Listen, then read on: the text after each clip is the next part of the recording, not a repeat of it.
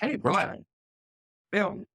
Good afternoon. Hey, a little early this week. Well, we've been early, but here, welcoming back an old friend. Bumbu, welcome back. And Sam's coming now, by the way. And for those who are wondering, if you haven't seen him, I don't know if it's local or not. However, Bumbu's back, and always been here. We just haven't had it here, but yeah, which is sad. Yeah, but I tried other things. Yeah, of which most have most friends. But Bumbu, Bumbu, so Bumbu, can't go wrong. All right, so here we are. Stretch time. Yes, tree. You got lights too. We're fancy. We're fancy. This week, it'll be a little different show. There's no college picks for us. Oh no, there's one clearly. But outside of that, then we're really just gonna focus on the playoff. The picks session will be one mildly important. Then you better pick the under. So we'll do a recap.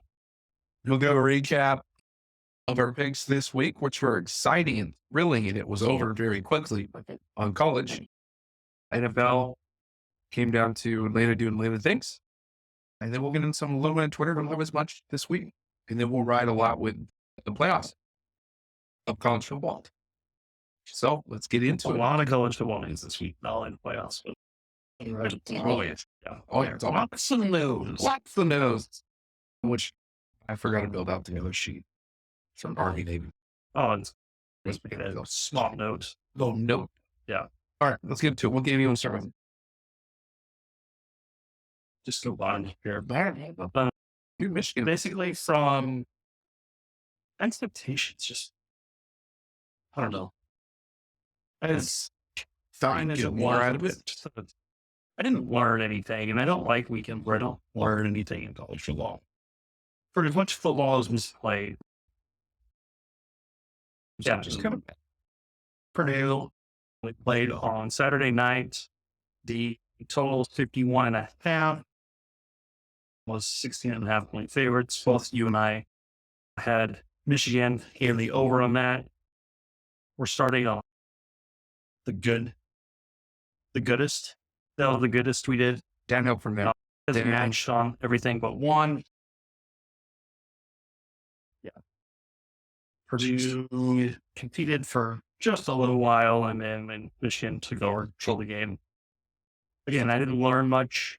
Not going to overanalyze what I saw. Michigan was clearly the better team. They like the better team, dominated the game as they needed to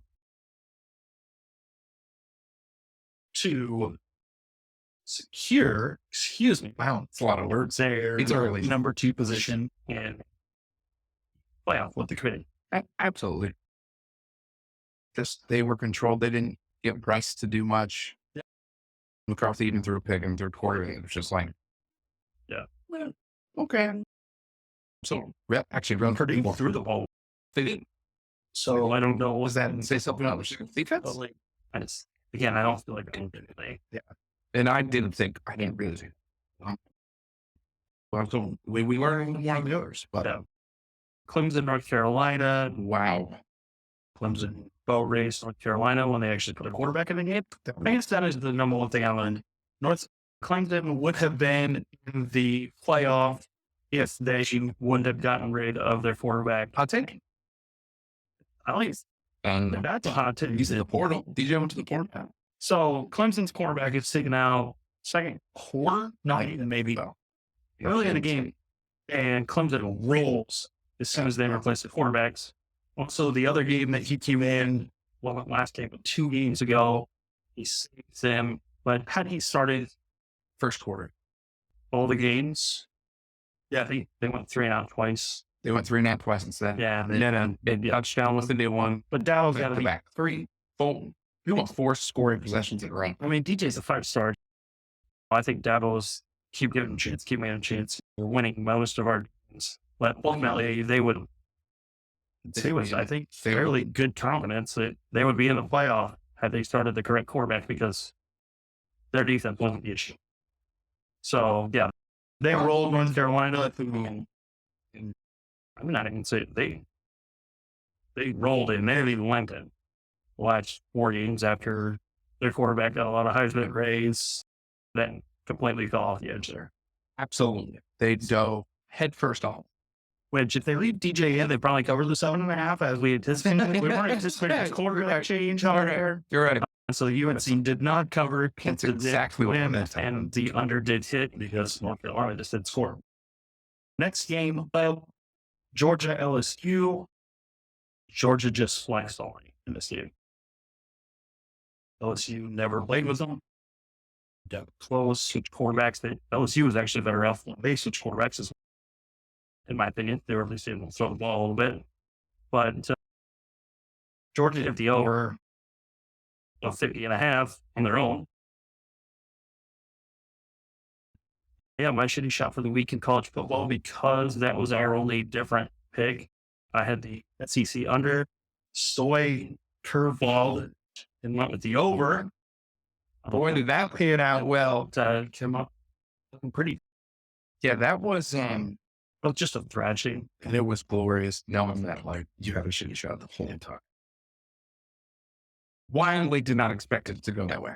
But let's be real. I just didn't think it would get out of hand. It was over in the first half. Like, it just was. But then it was even more over. And then they went over themselves. Like, they poured it on. Yeah. Which, that's fine. That they kept their number one. I mean, they kept one control. I think they're trying to keep that number one position. I don't know it mattered one way or the other. No, I think if you, and I don't think I have the quote, but since Bennett said that, like, this SEC championship, which eluded them last year, by the way, it has eluded them, it's a mini national champ because of the quality of play. So I think for them, it was more of a statement, like, for themselves, less of an outward statement. Okay. They weren't going to stop playing because this meant so much to them. LSU just they didn't have it. They don't have it in the tank. There was nothing there. Georgia dominated. Pretty sure I have a clip in there, though, of that defender just picking up the quarterback. Yeah. I've never seen something so degrading and amazing. Right. At one time. Yeah. Could you? What? As a quarterback, if someone picked you up with one arm, the other one pointed at the sky, how would you feel? I mean, you're helpless at that point. Like, just flailing like a toddler's. Yeah. Like, it's like, and that. So that was it. But yes. But I'm happy because I've been on the LSU and severely overrated train. Yes. Which entirely, and we'll talk about this a little bit later with the playoffs. The SEC is overrated more so this year than it has been in years past, in my opinion. It's great. But we'll get into that a little bit more as well. So that, I was happy to see that LSU continue to get exposed as they have before as well.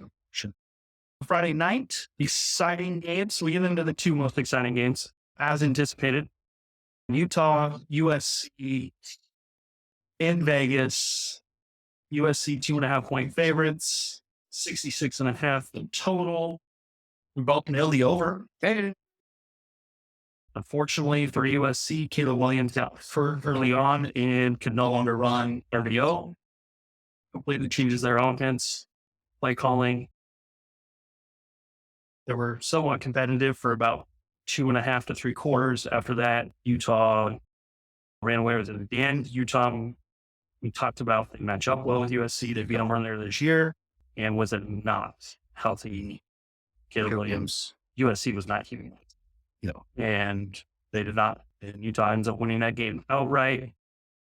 USC immediately is out, and Ohio State immediately in. We discussed that. Utah won.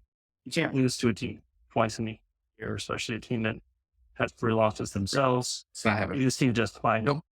Ohio State immediately knew they were in. There was no way around that. So it's funny. A lot of the tweets were Ohio State the best wins, Utah over USC. But you're going to hear a lot of that as we talk about the college football rankings and the final rankings and how everything's determined, which I agree. I think most people agree with the final this year. Oh, for sure. Controversy. It's the top 6 and then to 12 that gets right. And final game, most exciting game of them all. The game that I emoted the most on 3 different levels we texted about, but TCU, 2.5-point favorites against Kansas State. This game was played in Dallas. So that means you're thinking TCU should have home field advantage. At the end of the national anthem, Kansas State fans, and if you're familiar with Arrowhead Stadium, at the end of the Chiefs, or at the end of the national anthem for the Chiefs game, instead of Land of the Freedom of the Brave, it's Land of the Freedom on the Chiefs. There were so many Kansas State fans there that at the end of this, you could audibly hear them say home of the Chiefs as well. People tried. Yeah. Long way. It was insane. So, yeah, what a line, purple drill, hell, Right. but I didn't know today if you were a Kansas State fan or TCU fan. Want me to play out 12, it is, I can work it away. Game. Kansas State comes away with a controversial, in my opinion, overtime win.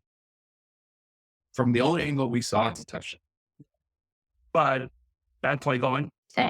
Horrific. How do you not once? Mad at the players, mad at the refs, mad at the coaches. Absolutely. On 3 levels of emoting, a little irritation. I just don't understand how we continue to blatantly get things wrong or not even review them. Yeah. So at the end of this game, we both had TCU winning. We both, therefore, covering, and we both had the over. None of these things happened because of the call that disallowed a touchdown, which allowed Kansas State to only have to kick a field goal in overtime. Right. So on first down, on first down, first and goal. So start at 25, they get first down, first and goal, they run, second and goal, quarterback shambles, Dugan gets what looked like might be a touchdown. They roll him down at the 1, they review it. Right. He's down at the 1-inch line, 2-inch line, definitely down the 4, definitely not a touchdown, I'll take it out. They moved the ball a half a foot. So they moved the ball from the 1 to just inside the 1 after reviewing, and blatantly they missed it by 2 football lengths. Yeah. Which makes a difference when you're just trying to do a quarterback sneak. A 1-yard quarterback sneak versus a 6-inch quarterback sneak. Justin, that's a jump. That's a jump, put the ball over or grind away. So that was the first thing the refs got wrong after a very lengthy review. I agree.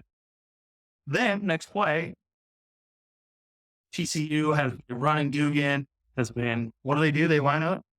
Just traditional power formation that you have not seen one time all game as far as I remember. And just hand out just a turn right on to the running back. Just a straight up dive. Probably they're one of the best players right now. What kills it? Yes. I agree. I don't know we have the video, but that A gap was supposed to be filled by a linebacker. Right.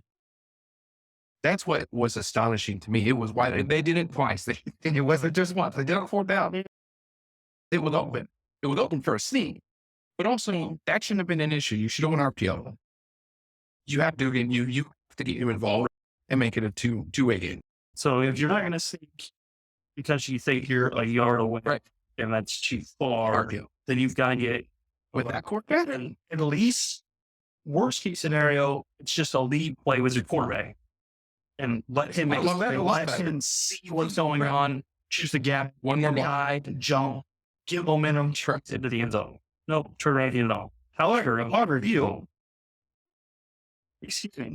upon an injury of a Kansas State player on the play, they show a review of which where the running back rolls over, extends the ball, and from the one angle, which is the only see, it's clearly over the goal line. Now, that angle is 100% correct. I do not know.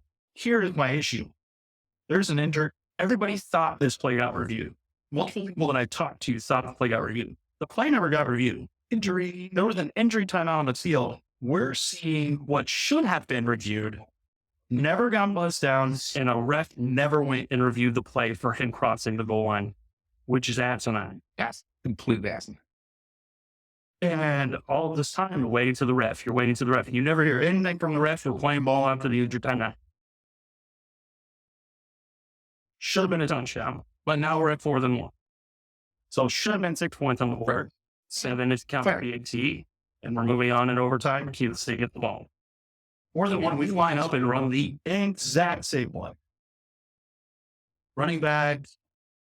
I thought the third down play was actually defended better than the fourth down play.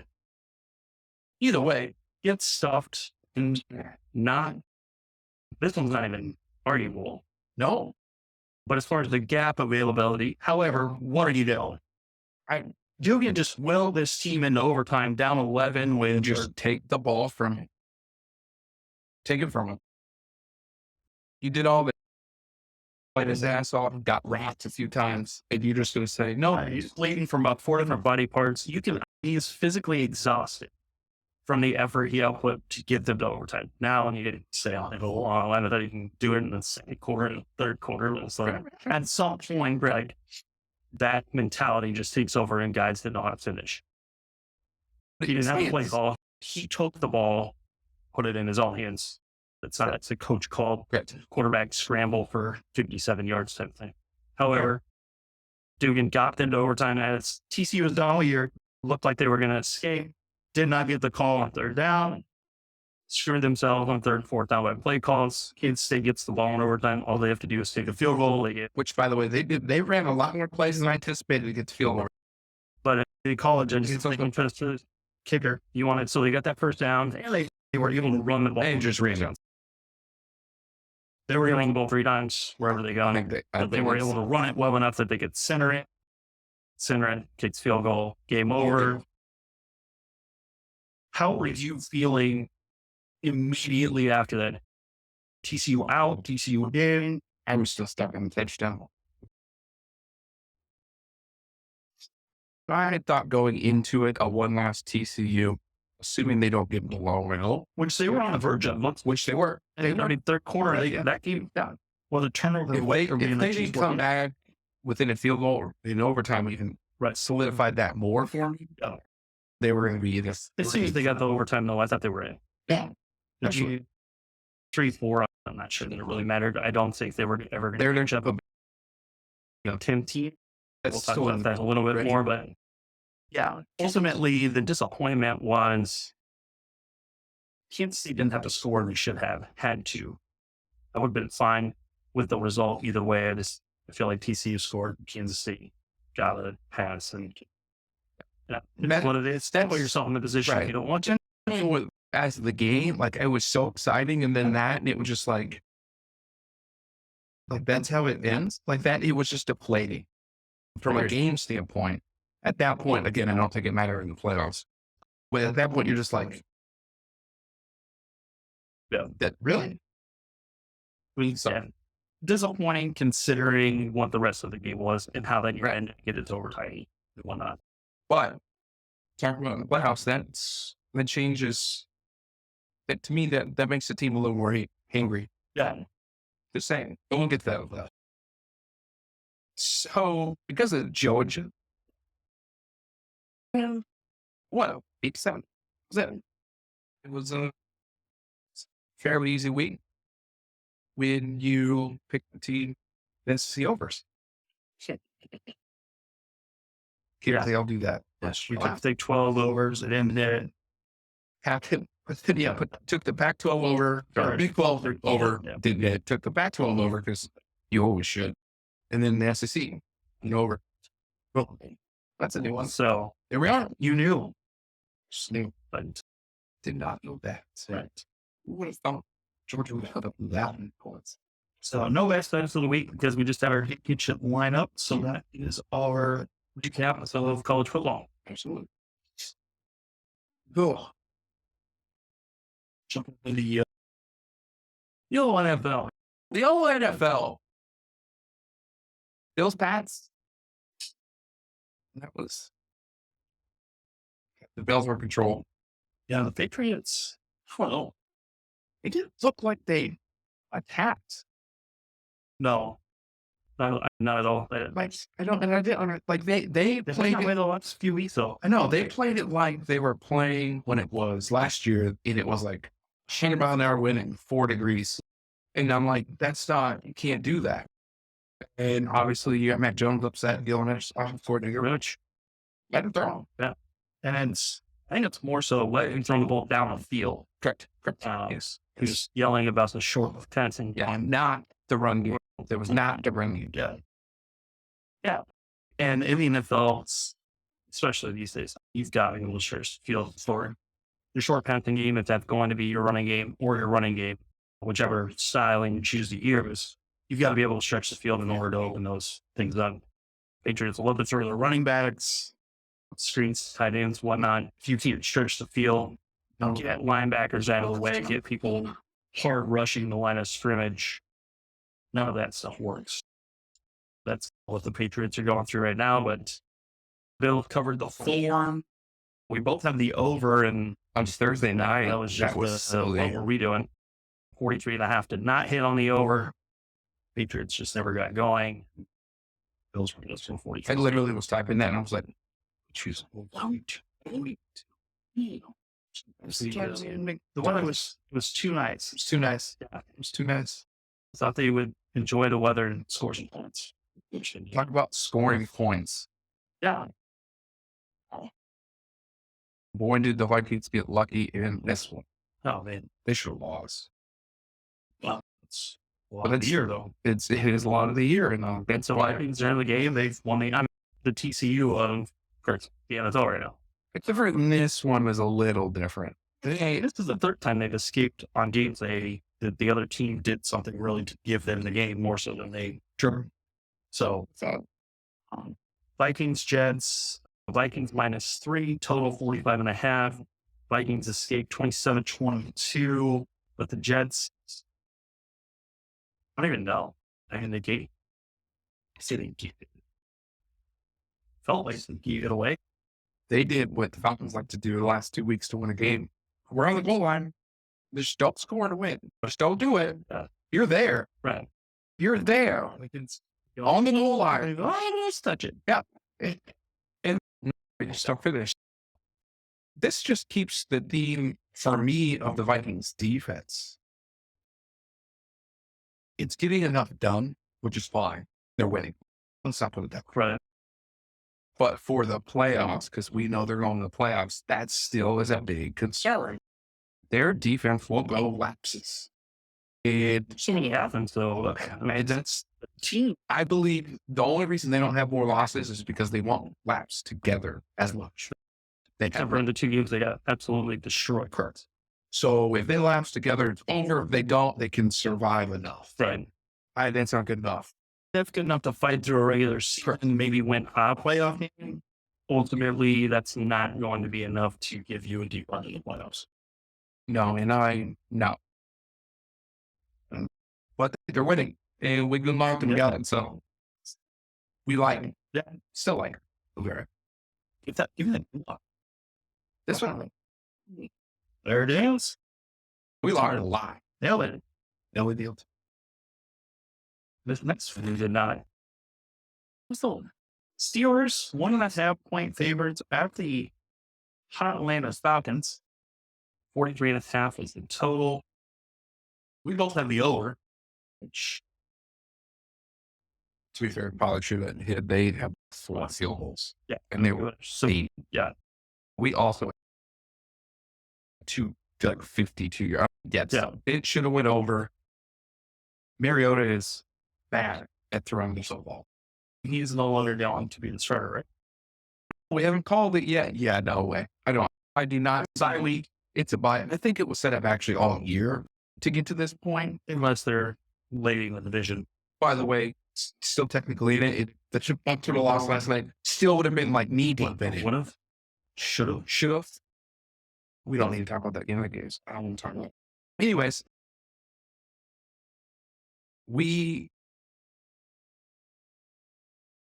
Mariota's terrible and Ritter's coming. And I'm excited to see it. Doesn't mean we'll win and the offense won't score much, no. But the Falcons need to see what they have in Ritter before we get to the draft. Right now we're sitting at 10. There's a quarterback there at 10.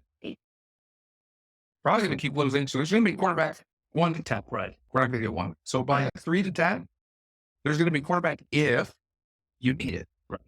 You have to figure out if your rookie quarterback is something by the word. Right. Marriott is not the answer. Nowhere near it. He missed at least 3 touchdowns. At least 3. One we dropped. So ultimately, I was good with how we played. We ran the ball very successfully when it finally started to matter. But what I had said last week, they're the Pickens. They're going to do it. Pickens didn't do much this week, but I like Pickens. I like the future for the Steelers. Yeah, there's a lot of them. Pickens is not happy with his number of targets. Yeah. He verbally showed. Yeah, which this is today's NFL.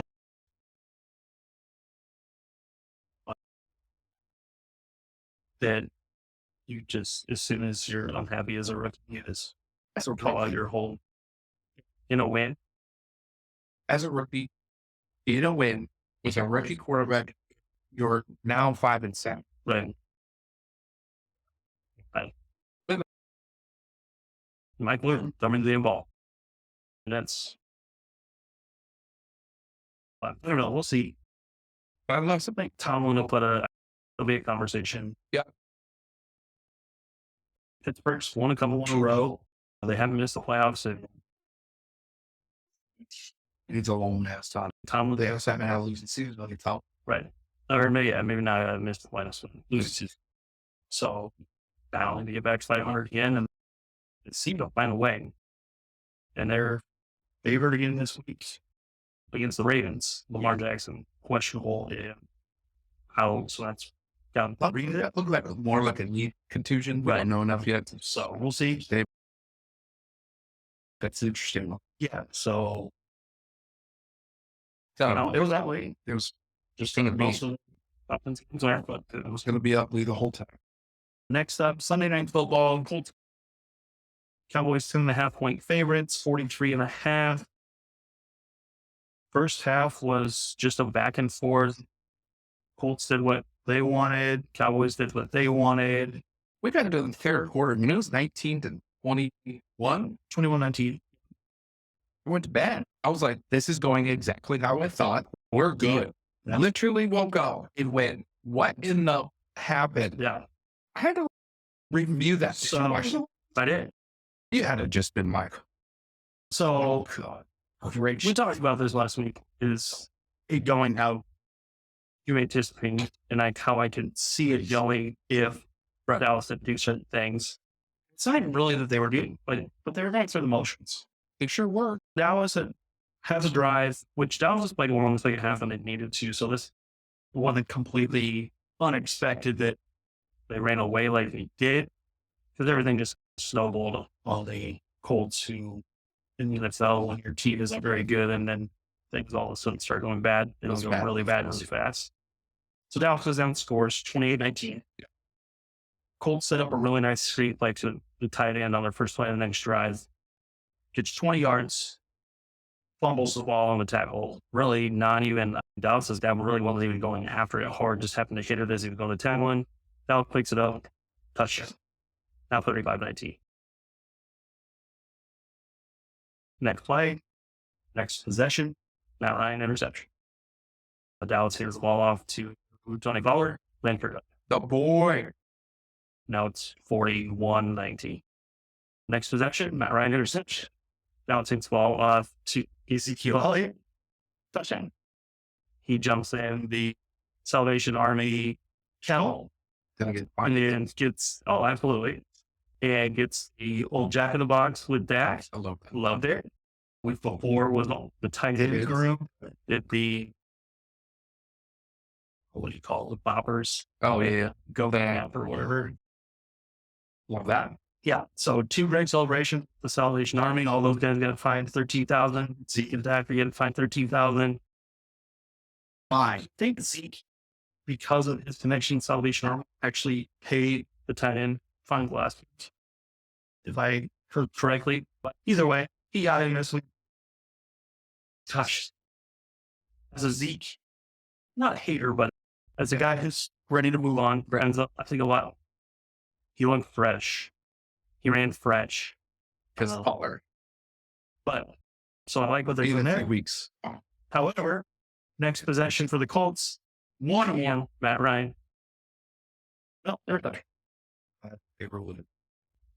Either way, turnover. Deuce shot. He is And Dallas brings our third string running back in, handed up to him.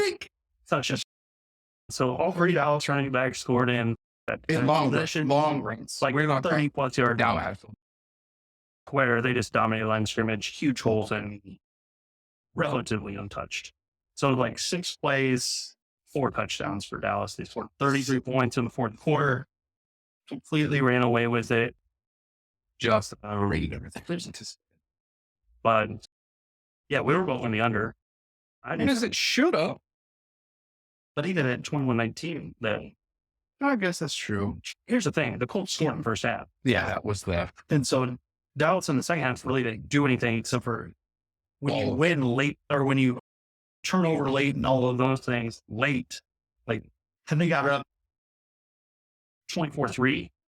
That game goes last year. Yeah. Simply because of flow of the game. Phillips, yeah. Whereas this flow was all momentum in the fourth quarter, which we're just down. Yeah. That was insane. So Dallas has done this a couple times this year, which is, again, it's all fine. The problem is you have to watch the competitive quarters of football and when we do flow. Again, great job. Way to close the game. And ultimately, that's what we need to do. I just won't. I would. Come on. Cold water. By the way, Tone water. Diggs guy tore up in that first touchdown. Yeah. Wow. That's all. That's what he does. Problem is we lost the starting corner. Don't lose DBs. It comes back to bite you. It always does. For everyone in the NFL. There's a reason it's the toughest position to play in the NFL. Specifically on defense, but between quarterback and cornerback, there's just the two that are on the island the most. And with NFL pass interference rules and stuff like that, almost impossible to play these days. So, great win for the Cowboys. They have another terrible team that they get a win this weekend. The Texans, a line that I don't remember the last time we saw a line that's high. It's big. So we'll talk about that as we get into this further NFL discussion. Last game of the week, your 2 favorite teams, and man, did I start sweating last night. Oh, sure. So same spot, 16-3. I did not watch any of the game. I watched it. I'm down. Brady gets the ball back, 16-10. I'm checking my phone, I'm like 16-10. Come to find out after the game. So basically they come back, time at 16. PAT. They missed the PAT. We're going to overtime. I got 2 and a potential tie before because you picked the tie. Right. And then we had the overtime discussion. So it was there. And we didn't end up hitting another Brady first quarter comeback. Upon review of how they got there, the Saints gave the game. And Jarex is dangerously close to looking like they did it on purpose. I don't think they did. Ingram came out today with a huge apology to What was he doing? So I didn't originally really he was hurt. Went back in the game, so like on a catch, he like was a avoid contact type of situation. Catch the balls, taking on the 9 yards, bounce, not really thinking of health before situation. So I apologized to the team, to the city. No matter if I'm in the game, then I have to be able to. I mean, he had 7 to 10 more yards. God, even if he got tackled, not just like 1 or 2. Like he could have done this and got the first down. It wasn't the closest guy was about 3 yards from him. I think they just got the first down. Right. And that's 5.5 minutes to play. Things could have unraveled from there. Tampa Bay still had 3 timeouts. It was just deflating because on 3rd and 1, they throw the ball, which stops the clock. That's another 40 seconds. The Tampa Bay scored with 3 seconds left of the game. So all those things go into it, but just an atrocious job of clock management, bad job of having time score, knowing we're going to build all of those things.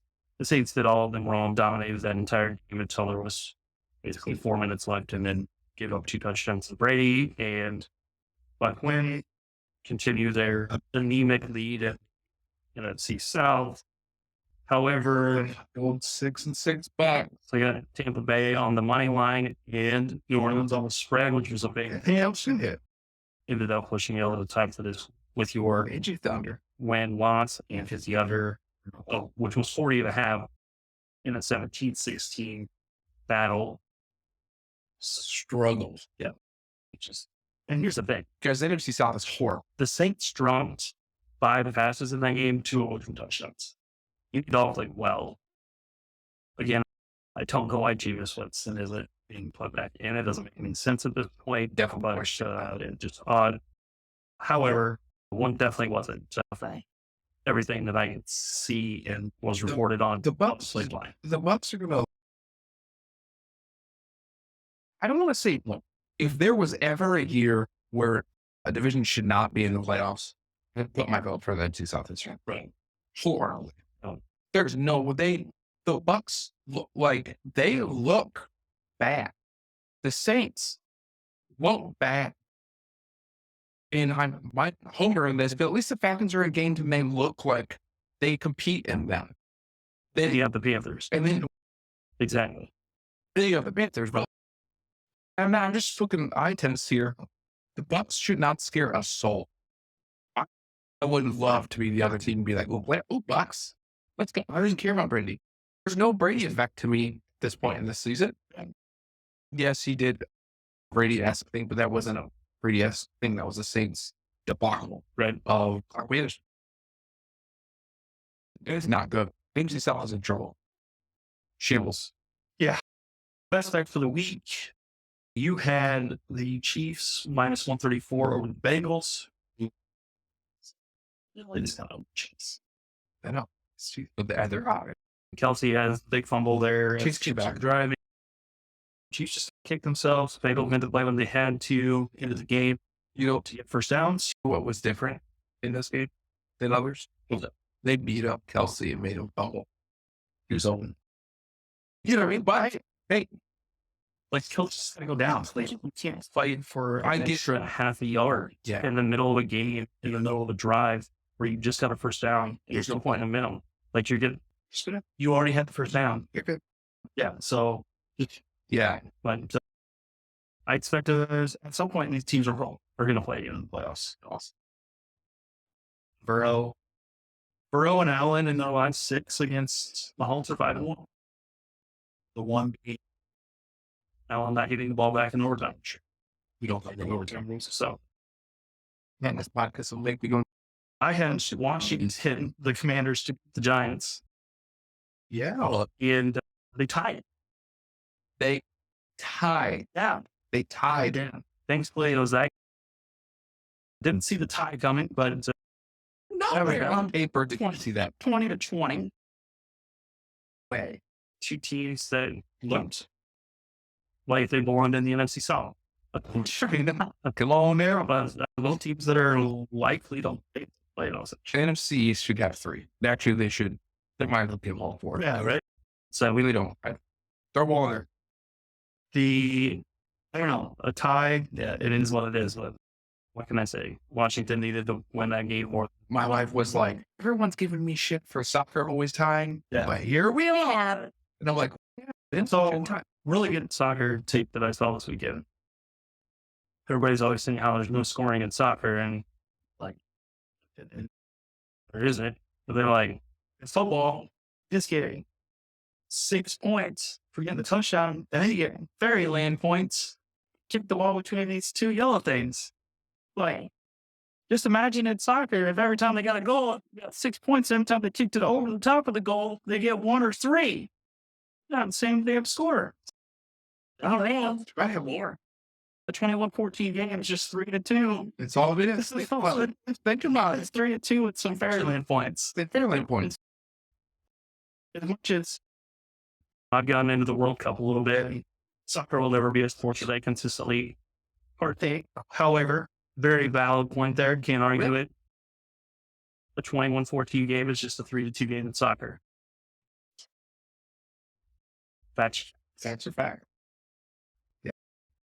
in light of the World Cup, we'll give them a little bit A stage there.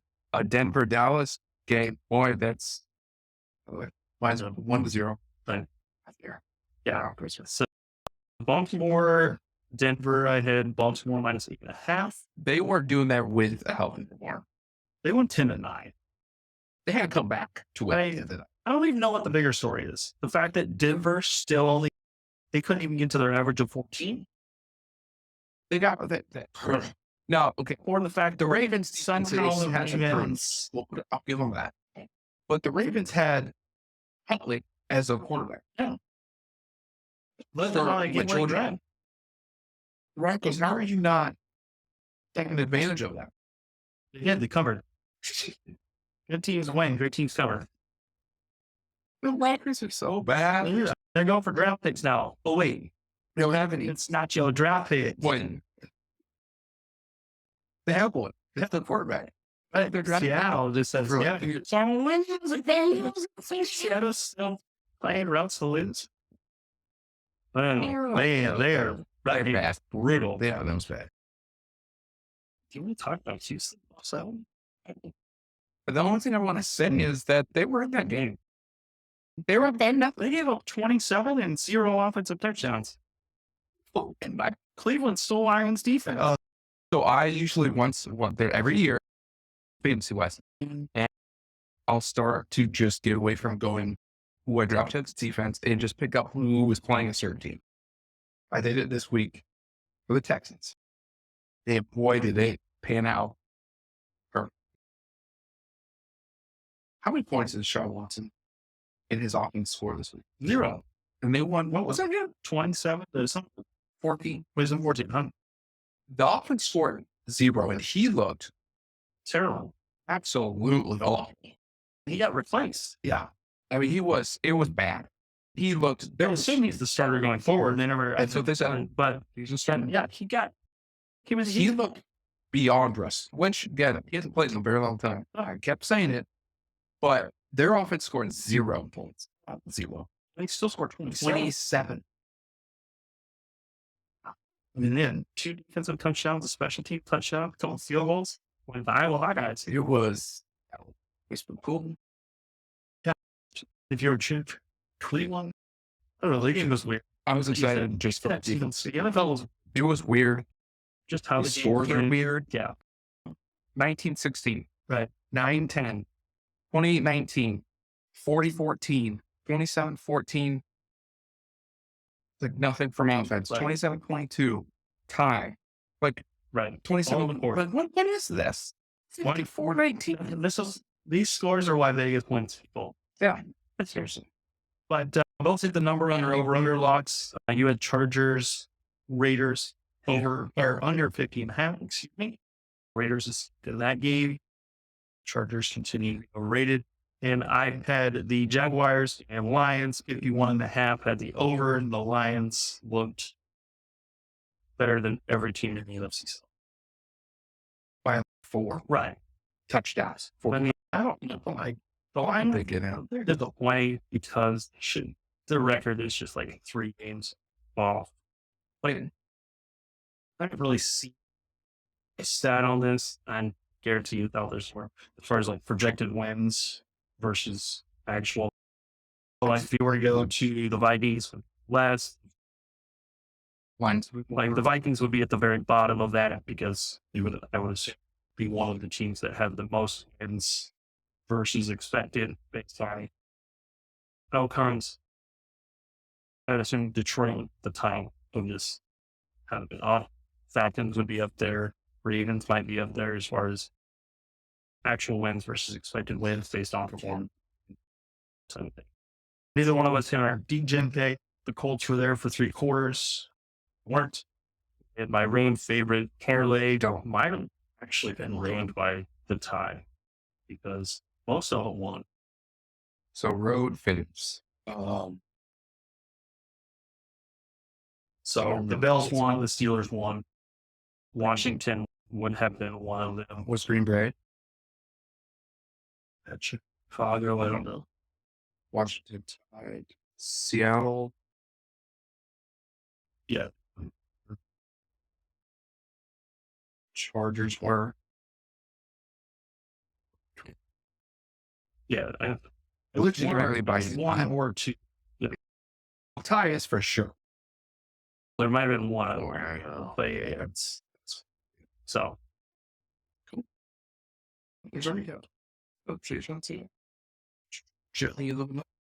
Oh, there's two left, and I pulled one from the Bears. because you're lucky because my chili shot, I was gonna go apple banana, so I got the apple crown, and I was just gonna mix these two in a shot.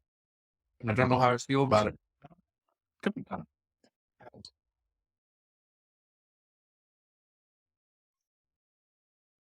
It's like a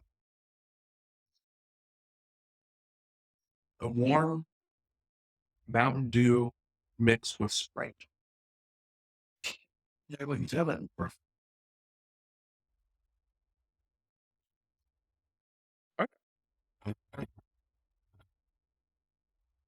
Well, then, it's time.